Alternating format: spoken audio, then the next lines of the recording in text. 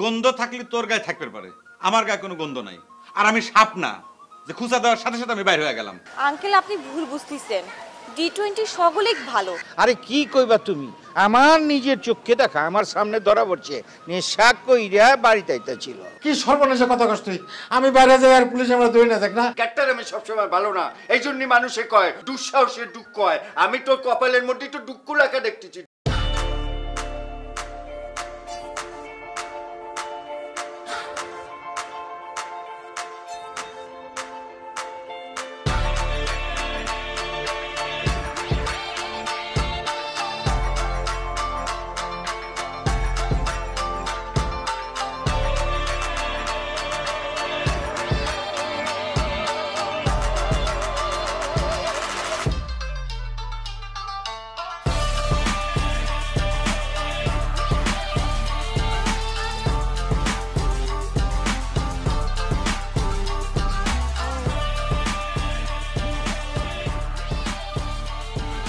আসে না কে?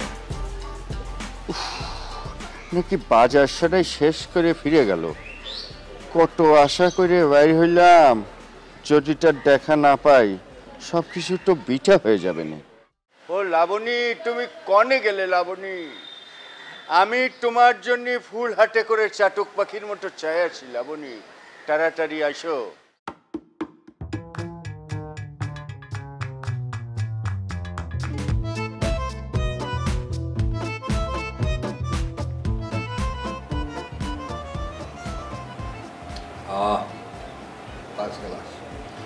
আপনি ঠিক কথা কইছেন লিডার। আসলে গরিবের কপালে কপাল থাকে না। নাহলে যে নিজের এলাকা ছাইরা ঢাকা শহরে কত কষ্ট করে থাকে, কোনোদিন কারোর সাথে একটু খারাপ ব্যবহার করি নাই, কারো কোনো ক্ষতি করি নাই, তারপরে আমাদের উপর থেকে গজল যাচ্ছে না। আরে মিয়া, দিলে সাহস রাখো, বুঝছো? তুমি যদি কোনো অন্যায় না করিয়া থাকো, তুমি যদি মানুষ সৎ হয়ে থাকো, তাহলে কোনো গজব তোমারে টাচ করতে পারবে। ওই তপন, ওই যে তোমার দোস্ত ঘুমের বড়ি খাইবার গেছিল কি লেগা?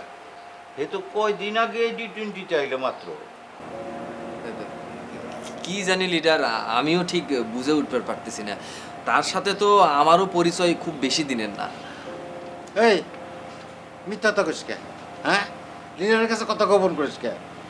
বুঝলেন লিডার, এই আজকালকার পোলাপান যে কি ফাজিল হয়েছে। ওই প্রেম প্রীতি করবার গেছিল, হাফসল খায়, এখন নানান রকম কীর্তি করতেছে। তুমি বেজার দুযোগের লেগে বিয়া। শুনো, এই যে প্রেম প্রীতি, এইটা তো ওই যে এই বয়সের কাপ, এই বয়সই তো প্রেম প্রীতির সময়, বুঝছো না?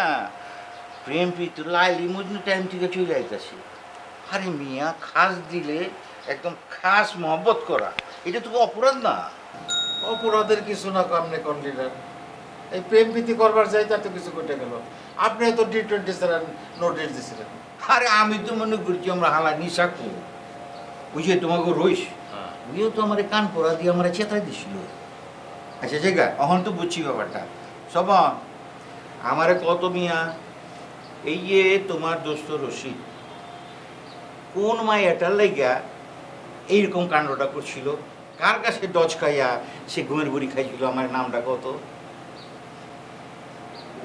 বললাম তো লিডার যে আমি তার সম্পর্কে বেশি কিছু জানি না। আর তাছাড়া সে তো আমার দোস্ত হয় না, সিনিয়র মানুষ। আবারও কথা গোপন করিস? এই তুই যদি দোস্তই না হবি তাহলে সারা রাত হাও খাবার গেছিল কে? হ্যাঁ, তুই তো সাথে ছিল। তাই আমি আমি বুঝা পারছি সব সরমে আমার কইর পারতেছে না। শোনো মিয়া, না কইলে কি হো, আমি কিন্তু ঠিকই ভাবে সব ধরে বলাইছি। এই সুইসাইড নাটকের নায়িকা কিরা? মিথ্যা কথা কব না লিডার, রশিদ ভাই আসলে আমাকে জোর করে ধরে নিয়ে গেছিল। আমি তো বুঝতে পারি না যে সে এরকম আত্মহত্যার মতন একটা জিনিস ঘটায় ফেলবে, আমি তো কল্পনাও করি নাই। বুঝছি বুঝছি মিয়া, তুমি ডরাইতেছো কেন? তুমি তো বালাকামি করছো। তুমিও সঙ্গে আসিলা বলে তো জানে বেঁচে গেছে গা, এলাকে তো তোমার ধন্যবাদ দেওয়ার লাগে মিয়া। কিন্তু শোনো, ওই যে সুইসাইড জিনিসটা বুঝলা, এইটা আমি একেবারেও পছন্দ করি। এটা কোনো বালা কাম না। কথাটা শোনার পর মনটা চাইছিল ওই রশি ছাড়ারে ধইরা মুরাই একটা চটকানা মাইরা দিই। এত কোনো ধ্যান নাই কেন লিডার? চিন্তা করে দেখেন, সে যদি আত্মহত্যা করতো, মানে সত্যি সত্যি যদি মরে যাইতো, তাহলে আমরা আবার একটা মার্ডার কেসের মতো করে যেতাম না? শোনো, ওই যে রশিদে কি লেগে চটকানাটা মারি নেই জানো, ভাঙ্গিয়া করি। বিষয়টা হইল আজকালকার পোলা পায় যে প্রেম প্রীতি করে, এটা তো খেলাধুলার মতো, টি-20 মতো, এই আছে এই নাই, বুঝতে শুরু হইলো শেষ হয়ে গেল। কিন্তু রশিদের দেখা আমার তো মানে কি কোনো আমার চোখ খুলে গেছে না যে এই বয়সের পোলা প্রেম ভালোবাসা জান দিবার পারে, ঘুমের ওষুধ খাইবার পারে। শুনো, তোমাকে টি-20 সারণ লাগবো না, তোমাকে যে নোটিশটা দিয়েছিলাম না, এটা আমি স্থগিত করে দিলাম, তোমরা থাকো। শোনো, আরেকটা কথা বলি, তোমাকে ওই যে রোজ ঘরে যত তাড়াতাড়ি বিদায় করান যায় তত ভালো, বিয়ে কিন্তু ঘরের সত্যি ডিভিশন করে দিলাম, হুঁশিয়ার হয়ে যাও।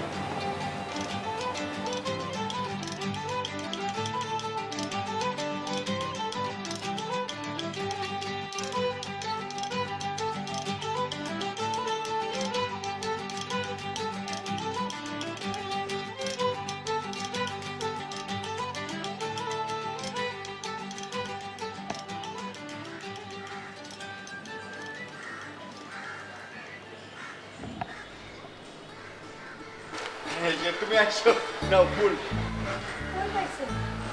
না, মানে ওই যে কালকে 30 টাকা দিয়ে কিনেছিলাম, একটু নষ্ট হয়ে গেছে, পানির মধ্যে রাখতে ভুলে গেছিলাম তো, তাই তা তুমি আসো। আমি তো আর একটুর জন্য হার্ট ফেল করিনি, আমি টেনশনে মরে যাচ্ছিলাম। তাই নাকি? আমি যদি আগে জানতাম তাহলে তো আসতাম না। দেখতাম আপনি সত্যি সত্যি হাঁটফেল করেন নাকি খালি বাড়তি কথা বলেন। বাড়তি কথা আমি একটুও করছি না লাবণী, তুমি জানো না আমার ভিতরে কি হয়ে যাচ্ছে, তোমার বিশ্বাস না হয় তুমি হাত দিয়ে দেখো, দেখেছো কিরম ধরপড় করতেছে? বুঝতে পারতেছি আপনার বুক অনেক ধরপড় করতেছে, এত হাত দিয়ে দেখা লাগবে না রে। এখন আপনি কোন আমার জন্য আপনি এত পেরেশানি হচ্ছেন কেন? পেরেশানি হব না কেন, আজকে তো আমি ফ্রি, আজকে ডিস্টার্ব করার কেউ নেই, আজকে তোমারে নিয়ে আমি মনের সুখে আসবো, খেলবো, ঘুরবো, সিনেমা দেখবো, বাদাম খাবো, হোটেলে খাবো, যা ইচ্ছা তাই করবো। প্রত্যেক দিনই তো খালি তোমার সাথে কথা কতে গেলে ফাজিলটা এসে ডিস্টার্ব করে, আজকে সে চান্স নেই। হ্যাঁ, আমি তো আপনার মতো জমিদার, চাইলে আমি ঘুরতে যেতে পারি, কাম না করে ঘুরতে বেড়াইলে আমার কে খাইতে দিব? সি সি সি সি সি, এটা তুমি কি করছো লাবণী? আমি থাকতে খাওয়ার চিন্তা করতেছো, আসো দিন কত খাটি বারো, আসো পেট ভরে খাবা, আসো। কি ব্যাপার, আমারে তুমি বিশ্বাস করতেছো তাই না? এটা কোনো বিশ্বাস অবিশ্বাসের কথা না। একদিন আপনি আমার সিনেমা দেখাবেন, একদিন খাওয়াবেন, তাহলে কি পেট ভরবো? আমাদের মতো মানুষের সারা জীবন কাজ করে যাওয়া ছাড়া কোনো গতি নেই। যান আপনি একলাই সিনেমা দেখতে যান। এটা তুমি কোনো কথা কইলে লাবণী? একলা সিনেমার দেখার মধ্যে কোনো ইন্টারেস্ট আছে কও? একলা একলা পাশে কেউ থাকবে না, এটা হয়? সরো, তুমি তুমি তুমি আমার সাথে চলো দিন। আচ্ছা, দরকার হলে এক কাজ করো, তুমি তোমার বাড়িতে যে কও কি যে আমার শরীর খারাপ লাগতেছে, আমি যে কোনো সময় হার্ট ফেল করতে পারি, এই জন্যে আমার একটু CT scan, X ray, blood test এগুলি করা লাগবে ডাক্তারের কাছে গিয়ে। চলো চলো চলো। চিটারের বুদ্ধি তো ভালোই জানেন আপনি। আচ্ছা, এক কাম করলে কি হয়, আমার যে হাতের কামগুলো আছে সেগুলো সাইডে আসি, সিনেমা দেখার তো অনেক বাকি আছে, এখন আমি যাই।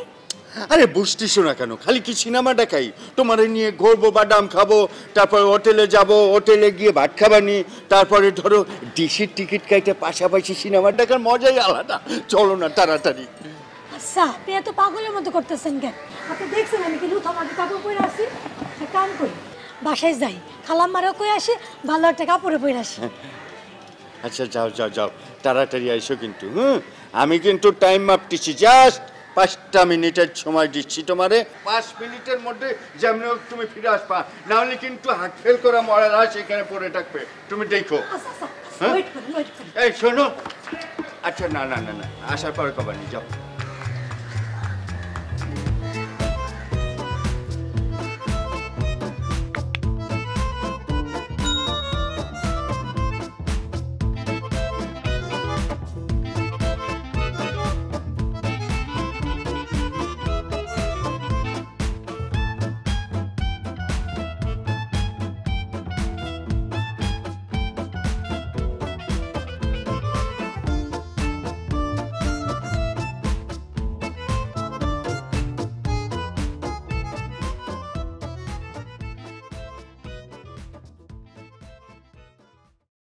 কারণ আপনার ফেসের দিকে তাকাইলে পরে কিন্তু বোঝা যায় যে আপনার ব্লাড প্রেশার হাই, আপনার কোলেস্টেরল বাড়তি, তারপর আপনার কিডনির অবস্থা সুবিধার না, আপনার সম্ভবত মানে লিভারেও কোনো একটা সমস্যা দেখা দিয়েছে।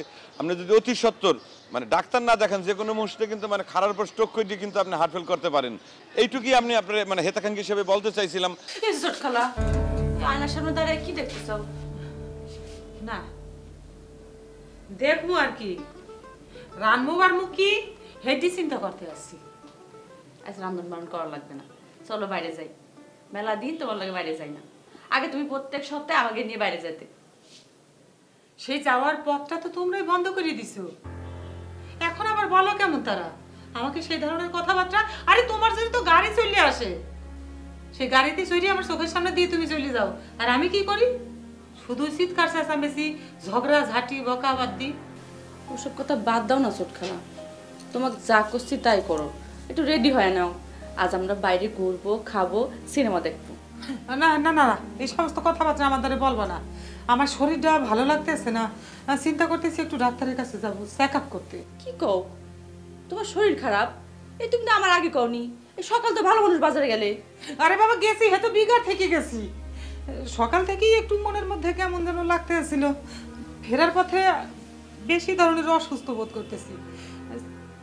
তুমি এত উদ্বিগ্ন হও কেন? শান্তশিষ্ট থাকো। আরে ডাক্তারের কাছে গেলে চেক আপ করলেই তো বলে দেবে আমাদের কি হয়েছে। তুমি কি মোর সাথে একটু যাবা? তাও দরকার নাই, তুমি একটু আমার সাথে রান্না বাড়ির ভিতরে হাত লাগাও তো, আসো।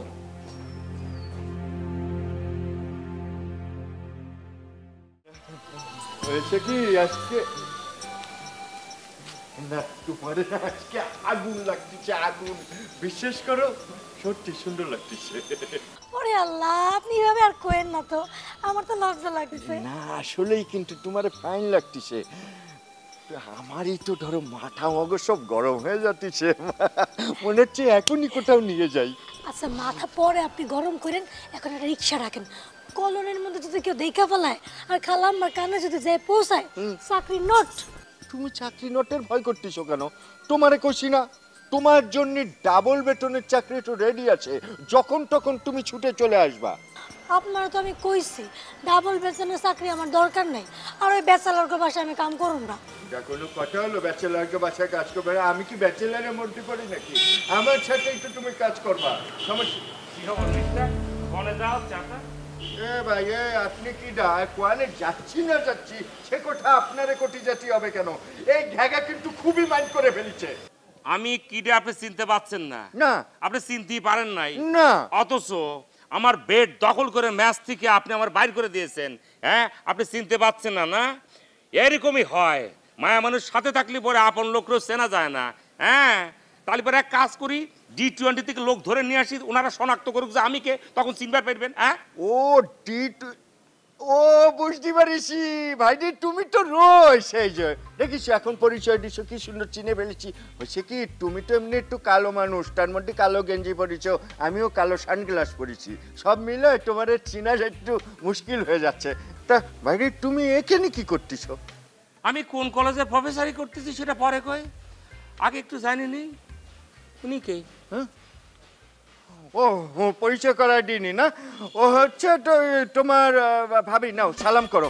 এই তোমার দেবর হয়, নাও নাও তোমার দেবর হয়, সালাম। ভাবি মানে কি? মানে আপনার স্ত্রী? এটা কিরম কথা কইলে? তোমার তো দেখলি এত বলদ মনে হয় না। আমার মানে তোমার ভাবি মানে আমার কি হচ্ছে এটা তোমার বলে বুঝতে হবে, তুমি বোঝো না এত বড় বয়স হচ্ছে তোমার। তা ভাবি মানে আপনার স্ত্রী? স্ত্রী আপনি কবে এখানে জয়েন করলেন সে জানতাম না তো। কি করছো তুমি? জানবা কিরম করে? তুমি তো সালামও দিলে না। আচ্ছা যাকটা তুমি তো নিজেই তো G20 বহিষ্কার হয়ে গেছো। সরি, আমি তোমার বেডটা দখল করে রাখিছি, সমস্যা নেই। শোনো, এখন যেহেতু তোমার ভাবি আইসে আমার লাইফের মধ্যে, তাহলে তো একটা ধরো এই ব্যাচেলারকে সাথে আর থাকা যাচ্ছে না, আমার একটা নতুন আলাদাভাবে একটা বাড়ি নিতে হবে, বাড়ি কিনেও ফেলতে পারি, তাই না? আচ্ছা যাক, তুমি যাও, বাড়ি যাও, বুঝছো? তোমার বেড ফেরত পাওয়া যাবে না। এই, আমরা আবার হচ্ছে কি তোমার ভাবিরে নিয়ে আমি একটু সিনেমা দেখতে যাচ্ছি এখন। কি ছবি দেখবেন আপনি? ওই যে কি রোজ ডেইলি কি একটা ও, আছে বুঝতে না? পারছি, এক টিকিটে দুটো ইংলিশ ছবি দেখা যায়। যাই দেখি কয়টা দেখায় একটি। একটা হচ্ছে ডেইলি অফ লাইফ, আর একটা হচ্ছে ডু অর ডাই। ও হ্যাঁ ডাই, হ্যাঁ ভালো ছবি না, ওইটাই দেখতে যাচ্ছি। যাও তুমি বাড়ি যাও। আচ্ছা আচ্ছা, এই রিক্সা এদিকে আসো। বাড়ি যাও না, আসো শোনা। আর বলছি কি দেরি করে গেলি?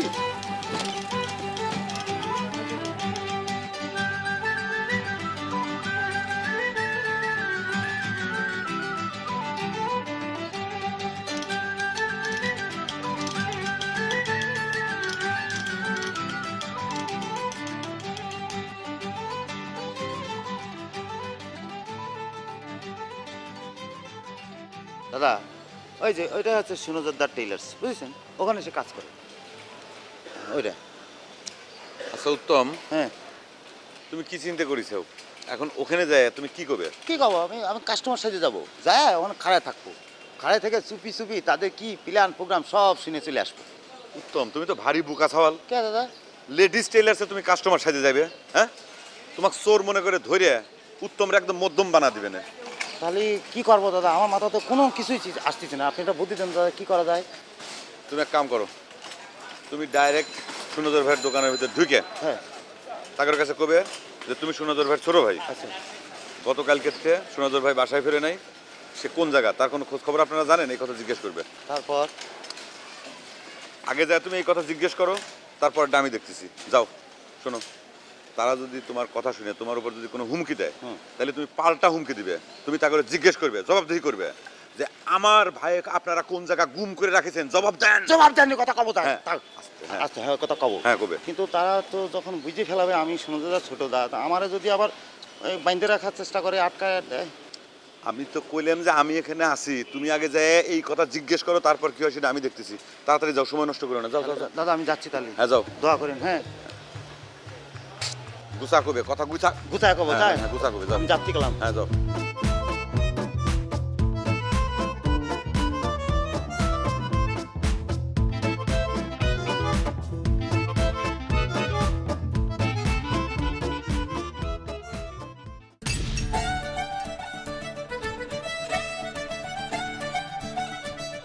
তোর উপর যে রাগে আমার শরীরটা জ্বলতেছে সেটা কি হবে? তুই কিসের জন্য বারো সর্দার কইতে গেছু? ওই নির্দোষ মানুষগুলো বিপদ থেকে রক্ষা করবার জন্যই আমি আঙ্কেলে এই কথা বলিছি। তুই তো দেখা যায় মফিজ জানতে উত্তম এখানে খাড়া আছে, সে যাবি না। তার ভাই কোথায় গুম করে রাখিছেন সে জবাব না নেওয়া পর্যন্ত উত্তম এখান থেকে এক পাও লড়বি না। আপনাকে এক কথা কব, আপনি শুনবেন? ওমা, তুমি কথা কবে? আরে এটা আমি শুনবো না। এটা তুমি কি ধরনের কথা বলে কাজল? অতীতে সেরাম কোনো ঘটনা ঘটেছে? আপনার দোকান থেকে সুনজর চৌধুরী নিখোঁজ হয়েছে, তার ডেড বডি এখন পর্যন্ত খুঁজে পাওয়া যায়নি। আপনি দায় এড়াতে চাইলে তো হবে না।